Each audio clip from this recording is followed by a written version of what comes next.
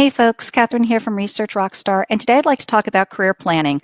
Career planning is a topic that is on a lot of minds these days. I have conversations about career planning all the time. And one of the challenges we have is that when we talk about career planning, when we talk about it specifically for people who are more senior, they have some special challenges. They have some special opportunities as well. But career planning for a senior researcher, somebody who's been in the business for, say, 10 or 15 years, is a little bit different than somebody who's newer into the career. I feel like a lot of times when we talk about career planning that we're focused on career planning for people who are new to the profession. But right now I'd like to take a pause and think about what the career planning considerations are for those people who are senior researchers. So let's talk about that for a little bit. So if I'm thinking as a senior market research and insights professionals, what are the skills that I need in order to advance my career? How do I come up with that skill list? I think that a lot of that comes from knowing our clients, knowing the clients and knowing what they really want, what their sources of pain are. And if we look for evidence of sources of pain, there is evidence. And one of the big topics that we see in terms of sources of pain is that while a lot of organizations and C-suites have embraced data-driven decision-making, they don't always feel comfortable with the different sources they have. They sometimes don't have the expertise to decide which of the different types of data sources and methodologies are going to be best, either alone or in combination with each other, in order to meet specific business needs. To me, that's one of the really big challenges facing a lot of organizations today. And it's a big problem because organizations are embracing data-driven decision-making and have made huge investments in many different ways in order to boost the amount of data that the organization either collects itself or acquires through various sources. There's a wonderful study that was done last year by KPMG. They do a CEO survey each year, and this was one of the results that really resonated with me because it really seemed to reflect this recurring theme that I see when I read a lot of business press. So when I read business press articles in Bloomberg Businessweek or Wall Street Journal and so forth, I do often see articles where there's references to the C-suite being frustrated with their data sources. And so they're eager, they want to embrace data-driven decision-making, but it's not always coming to the return on investment that they're hoping for. And so in the 2018 CEO survey, they found that 78% of US CEOs, and this is from large companies, report that they've overlooked data-driven insights when contrary to their experiences when making critical decisions. That's an issue of trust. You know, I think that a lot of CEOs, a lot of C-suite executives have the training and the skill to know that, hey, I should challenge my own assumptions. I should be able to think critically and make sure that I'm not making assumptions that are overly influenced by my own personal confirmation bias. But if the data sources that they're getting aren't ones that they trust, then it's really hard to put that into practice. So I do think that this is a really important reflection of the fact that while a lot of C-suites, a lot of organizations are spending a lot of money on various data sources and systems, they don't always trust them. So what does that mean for us?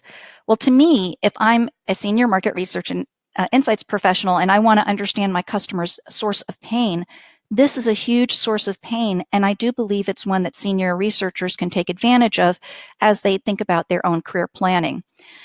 Basically, what it says is that C-suites need trusted advisors. They need people that they can trust to give them an unbiased point of view about what are the different data sources they should be considering for any given strategy or information need.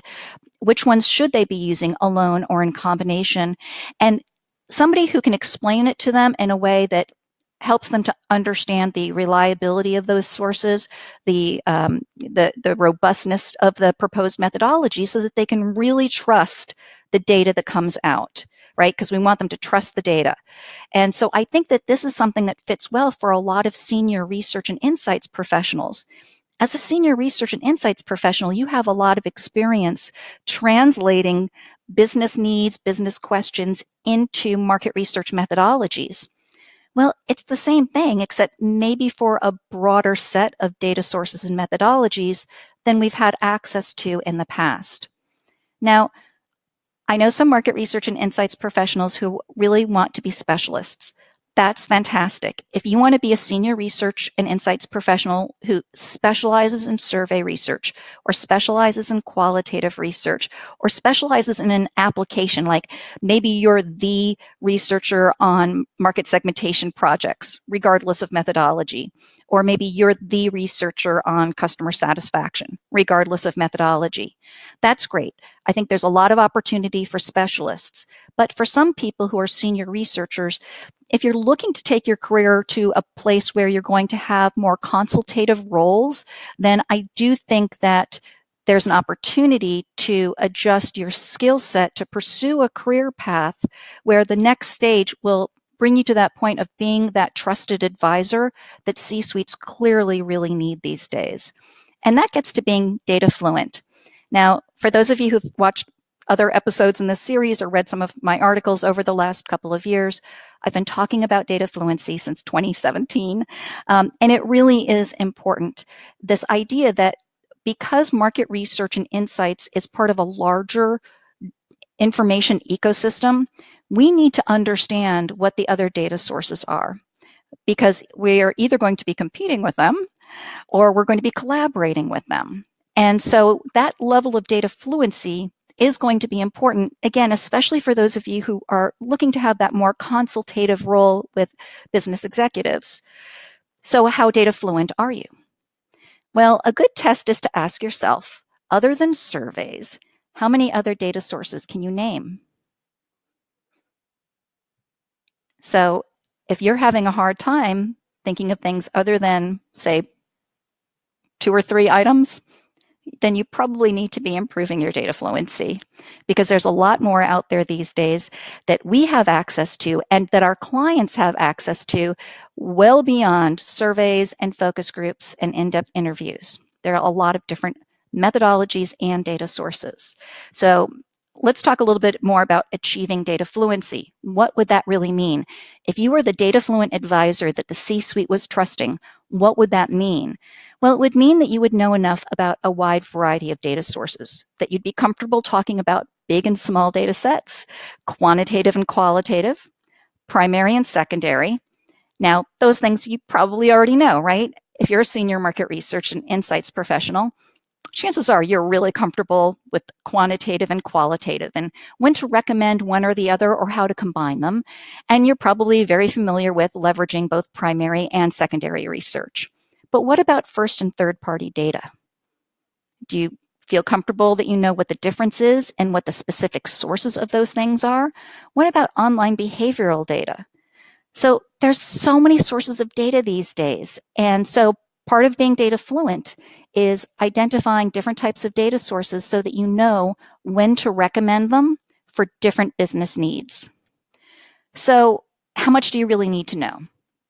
So this is a question I often get where people say to me, I like the idea of being data fluent, but I just don't think that it's in my I don't feel like it's really something achievable for me because I don't see myself becoming an expert on third-party data. I don't see myself becoming an expert on first-party data in terms of not only what it is, but how to leverage it for real business decision-making needs, let alone assessing its reliability, its veracity, right? So here's what I would say. Being data fluent doesn't mean that you have to be the utmost expert in all of the different data sources and methodologies. It does mean that you need to have a certain minimum level of knowledge.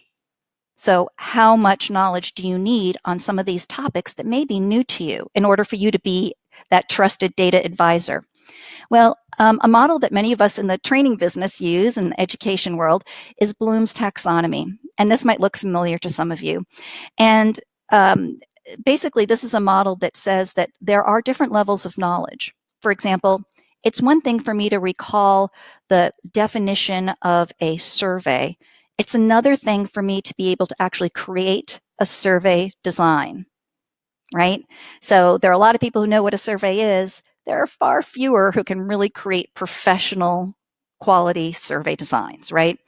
So that's quite a continuum there. And that's what this model captures, is that there are indeed different levels of knowledge. So you don't have to be at the top for every topic. But what I would say is that in order to be a trusted data advisor, to be credible as somebody who knows when to recommend different types of data sources or methodologies, we do need to know enough so that we know when to recommend them. We need to know enough to know when not to recommend them, and that requires knowing more than the definition. We also have to understand strengths and weaknesses. So it's somewhere in the middle of the Bloom's model. So here's what I would say. If you are a senior level researcher and you feel that that career path is a fit for you, if this idea of becoming a trusted data source agnostic advisor really resonates with you, if you feel like that's the sort of consultative role you'd like to have, you're somebody who wants to help C-suite executives navigate this information overload that unfortunately sometimes includes data sources and methodologies that are really hard to understand and really compare. So if you want to be that translator, if you want to be that consultant who's going to help them, then I think that it takes, it's worth taking a few minutes to think about how much do you need to know about these different topics. So I like tables. I like to keep things simple. To me, tables are always easy. Now, as a market research professional, I am going to guess that you probably are already at the highest level of Bloom's taxonomy in terms of primary and secondary, right? You know how to create and leverage primary and secondary data. And you're probably also an expert and are at the creating level, the highest level of the taxonomy for quantitative and qualitative, although some of you may be more quant and some of you may be more qual. But what about this other stuff? What about first and third party data? Do you need to be at that level? How about online behavioral data? Understanding how people are actually interacting with digital ads and websites and social media. How much do you really need to know about those types of data sources and methods? I would posit that you need to know enough so that you know what they are and know enough to know when to recommend them. What are those pros and cons? So that's somewhere in this middle area. So the good news is you do not need to know enough about third-party data to be able to create a methodology that is going to leverage third-party data at a very granular level. But you do need to know enough about it somewhere in the middle so that, again, you're not going to be biased towards the things you know, like surveys and focus groups, but that you will truly be able to advise across many different types of data sources and methodologies. And for some of you, there may be other data sources too. For a lot of folks, I think starting off with understanding first and third-party data is a good place to start. Looking at online behavioral data is a good thing to look at. And for some of you, there may be other data sources that could be important. Maybe there's something really specific to the types of clients that you serve in terms of different types of data sources. That's fantastic. So then for the data sources that you feel like you need to be able to be comfortable with, then the next step is to say, okay, what are those skills? What's that knowledge area? And what level of knowledge do I really need to have? So I want to encourage people who are looking to be that consultative advisor, set your data fluency goals. They really are achievable. You don't have to have the create level of expertise across all of the topics. And some topics, being right in the middle of the Bloom's taxonomy, is going to be totally appropriate. I hope you found that conversation useful. There's also a related article that's available on the Research Rockstar website and some related links. If you have any questions, absolutely always please do contact me. And if you enjoyed this series, please do like and subscribe and share with your friends. Thanks, everyone.